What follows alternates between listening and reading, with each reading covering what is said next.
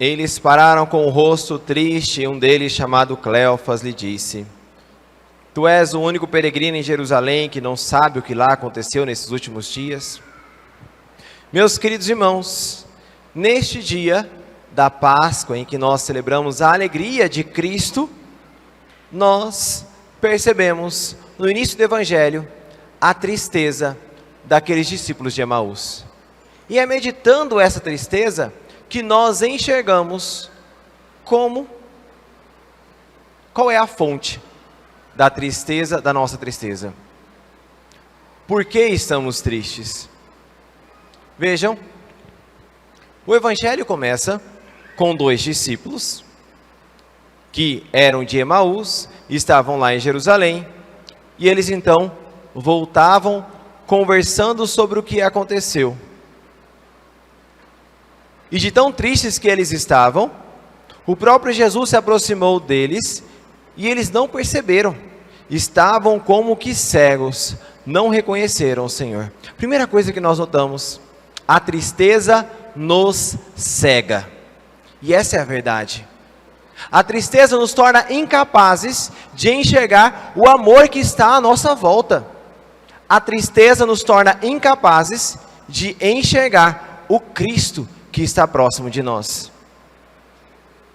Os discípulos, com essa tristeza que estava em seus corações, não conseguiam enxergar o próprio Cristo que estava lá na frente deles, caminhando com eles. Quer presença mais próxima do que essa? Jesus caminhando com eles? Eles não reconheciam, porque a tristeza cega nos torna incapazes de enxergar o Cristo que está aí na nossa cara, o amor de Deus que está aí na nossa cara. Mas por que eles não enxergavam? Por que eles estavam cegos? Continua o Evangelho. Jesus pergunta para eles: que ides conversando pelo caminho? Eles, com o rosto triste, disseram a Jesus: Tu és o único peregrino em Jerusalém que não sabe o que lá aconteceu nesses últimos dias. Ele perguntou: o que foi? Então responderam: o que aconteceu com Jesus o Nazareno, um profeta poderoso em obras e palavras, diante de Deus de todo o povo. Nossos sumos sacerdotes, nossos chefes, o entregaram para ser condenado à morte e o crucificaram. Nós esperávamos que ele fosse libertar Israel, mas apesar de tudo isso, já faz 3 dias que todas essas coisas aconteceram. Aqui nós temos o ponto principal. Nós esperávamos que ele fosse libertar Israel. Eles esperavam que Cristo fosse libertar Israel de uma outra maneira. É como se fosse o seguinte: eles foram seguindo Jesus, esperando que Jesus fosse fazer aquilo que eles já estavam planejando. Não, o Senhor ele vai libertar Israel dessa e dessa maneira. Assim ele vai demonstrar como ele é poderoso. O Senhor vai demonstrar o seu amor para com o seu povo dessa e dessa maneira. Eles então como que encaixotaram o próprio Deus, dizendo assim: olha, faça assim que vai dar certo, Senhor. Nós esperávamos que ele fosse libertar Israel. Nós queríamos que fosse dessa forma, deveria ser dessa forma. E como os planos deles foram frustrados, aí vem a tristeza. No fundo, eles tinham uma ideia de que o caminho perfeito, o caminhar perfeito, a libertação perfeita, a manifestação perfeita de Deus fosse aquela da maneira que eles estavam planejando. E pelo fato dos planos deles não serem completados, os planos deles sendo frustrados, eles se entristeceram. Olha que loucura! O próprio Senhor vai dizer para eles: como vocês são lentos em entender, né? Para um bom entendedor, minha palavra basta, né? Como sois sem inteligência e lento em entender. E Jesus começa a explicar, e no final dizia: mas não era isso que deveria acontecer? Como que dizendo assim: escuta, mas não era o plano de Deus que deveria acontecer e não o plano de vocês? Aí há uma mudança de chave. no coração e na mente daqueles dois. Porque eles passaram a entender, aos poucos, os planos de Deus e não os planos deles. E aí os corações daqueles discípulos começaram a fervorar, a aquecer novamente. A tristeza, meus queridos irmãos, ela está muito ligada com um orgulho velado, onde eu tenho uma ideia de como é o caminho perfeito de Deus, como é a manifestação perfeita do amor de Deus. Eu já tenho os planos para Deus, eu já crio ali todas as coisas, mas quando os meus planos são frustrados, eu me entristeço. Vejam o orgulho. Ao invés de me alegrar com os planos de Deus que estão realizando em mim, quebrando os meus planos, eu me entristeço, porque não são os meus planos que estão acontecendo. Porque não é segundo a minha vontade que está realizando tudo isso. Os discípulos de Emaús estavam tristes, porque eles queriam que o Senhor vencesse da maneira deles, e o Senhor não quer vencer da nossa maneira. O Senhor quer vencer da sua própria maneira. A alegria da Páscoa é a alegria de quem teve os seus planos frustrados e abandonaram os seus planos para seguir os planos de Deus. Tinha um santo que dizia assim: eu me alegro quando as coisas não acontecem da maneira que eu espero, porque acontecerá das maneiras que Deus planejou.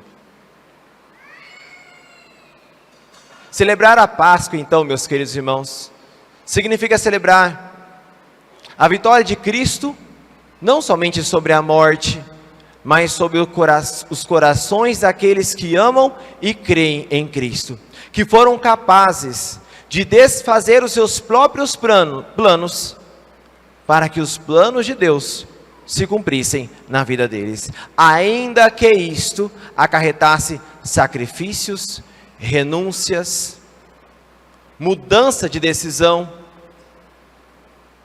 É somente nós olharmos na vida dos santos e nós perceberemos como Deus frustrou a vida dos santos. Santo Inácio de Loyola queria ser um grande cavaleiro. O Senhor disse: você vai ser um cavaleiro meu. Fez Santo Inácio de Loyola ficar manco o resto da vida, para não ser mais cavaleiro. E ali, manco, viveu como mendigo durante um bom tempo em Jerusalém. E ali, quando seus planos foram frustrados, ele enxergou os planos de Deus na vida dele. Passou a seguir cada vez mais a Cristo, fundou uma congregação chamada dos Jesuítas, que fez um bem imenso ao mundo todo, e ainda hoje realiza um grande bem. Olha só, se fosse para acontecer da maneira que Santo Inácio de Loyola esperava, nenhuma dessas obras aconteceria. São Francisco de Assis queria ir para a batalha contra as cidades vizinhas para ali saquear e voltar rico, e assim então abrir um grande comércio e dar continuidade também ao comércio do seu pai. Lá no meio da batalha, perde, é preso, experimenta a pobreza e a miséria, volta fracassado, sem nada. E ali, quando seus planos são frustrados, ele conhece os planos de Deus na vida dele. E uma grande obra Deus realiza através de São Francisco. Quanto bem! Esta paróquia mesmo não seria a mesma se não fosse São Francisco de Assis, porque nós devemos muito aos franciscanos que por aqui passaram. Mas se não tivesse São Francisco, não teriam os franciscanos. Se não tivesse os franciscanos, o que seria de todo esse nosso povo rosariense? Vejam como os planos de Deus vão longe. São Francisco estava apenas preocupado em não seguir a sua própria maneira, mas em rasgar os seus planos para seguir a maneira de Deus. Assim também aconteceu, por exemplo, com São Luís e Santa Zélia Martã, os pais de Santa Teresinha, que imaginavam de uma forma como seria a família. E aqui uma coisa interessante, eles se casaram e viveram e tinham o desejo de viver o voto de castidade, porque ele tinha o desejo de ser padre e ela tinha o desejo de ser freira, São Luís e Santa Zélia. E aí, sabiamente, o diretor espiritual disse para eles: olha, o que Deus quer de vocês é que vocês gerem santos. E eles que tinham uma ideia, de repente têm que refazer os planos. E aí, São Luís, que muitas vezes era o provedor da casa, vê os negócios de Santa Zélia ter mais prosperidade do que os seus. O que ele faz? Abandona o seu serviço para ajudar Santa Zélia no serviço dela, e assim terem mais tempo para zelar e cuidar dos seus filhos. E um a um dos seus filhos vão entrando no convento. Vejam, os planos de Deus são maiores do que os nossos planos. Quando nós entenderemos, meus queridos irmãos, que a verdadeira alegria está quando Deus chega na nossa cara e rasga tudo aquilo que nós esperamos. A gente chega para Deus e diz assim: ó, Senhor, aqui está a receita da minha felicidade. Deus pega: ai, que legal, é assim que você quer? Espera só um pouquinho. Rasga aqui. Pronto. E aí a gente vai, esperneia, como uma criança emburrada, né? Quando a gente vai no mercado, aquelas crianças mimadas que passa na fila, no corredor dos doces, aí a criança vai: eu quero esse doce. A mãe diz: não. E aí ela vai, deita no chão, esperneia e tudo mais. A mãe vai e continua: pode chorar o que for. Não é assim que vai acontecer. Assim nós somos. A tristeza, meus queridos irmãos, é fruto, muitas vezes, de uma imaturidade espiritual nossa, de não entendermos que a felicidade está em Deus e não em nós, que a felicidade está em cumprir os seus mandamentos, seguir a sua vontade, deixar que os planos dele realizem em nós. Somente quando entendermos isso, experimentaremos a alegria dos discípulos de Emaús, experimentaremos a alegria da Páscoa. E é importante a gente entender isso, porque embora todos nós somos católicos, na prática ainda há uma boa parte do nosso coração que não é católica. Ainda há uma boa parte do nosso coração que está distante do que era o coração de Nossa Senhora, do que era o coração dos santos apóstolos, do que era o coração de Santa Inês, São Sebastião, todos os católicos, santos católicos, que nós tão bem rezávamos ontem na ladainha de todos os santos. Embora somos católicos de registro, de coração ainda não somos, porque ainda teimamos em não querer seguir a vontade de Deus. Nós teimamos em não querer seguir os seus mandamentos. Portanto, nesse dia em que o Senhor vence a morte e nos mostra o céu reservado àqueles que querem seguir os caminhos de Cristo, o próprio Senhor nos mostra, através dessa história do discípulo de Emaús, a nossa história. O Senhor está ali, a nos guiar, a nos chamar: venha, segue-me, siga os meus passos. Mas Senhor, esses passos têm espinhos. Eu sei, mas é o melhor passo. Senhor, mas outro passo está tão bonito, está tão florido. Eu sei, venha aqui. E a gente vai para os outros passos, né? Se ferra mais ainda. Ai, mas eu nunca sou feliz. E o Senhor está dizendo: venha, siga-me. Quem quiser vir após mim, tome a sua flor, é assim que Jesus disse? Tome os seus prazeres e siga-me, é assim que o Senhor disse? Tome a sua e siga-me. Tome a sua cruz e siga-me. Porque a felicidade que o Senhor quer nos mostrar e que Ele nos ensina nessa Páscoa, não é uma felicidade que está neste mundo, mas que vai para além deste mundo. Ele vence a morte para mostrar-nos a verdadeira felicidade. Queremos então, meus queridos irmãos, pedir a Deus nessa Santa Missa a mesma graça que Ele derramou naqueles discípulos de Emaús. Como diz o Evangelho, nisso os olhos dos discípulos se abriram e eles reconheceram Jesus. Eles reconheceram os planos de Deus. Eles reconheceram o projeto de Deus para eles. Eles reconheceram os caminhos de Deus para eles. Não há maior tristeza do que estarmos caminhando sem saber para onde estamos indo. Por isso o Senhor vem e nos mostra aonde Ele quer nos conduzir. Ninguém, meus queridos irmãos, quando nós éramos crianças, nós éramos levados a tomar injeção e chorávamos porque não sabíamos o que estava para além daquela injeção. Só enxergávamos a dor.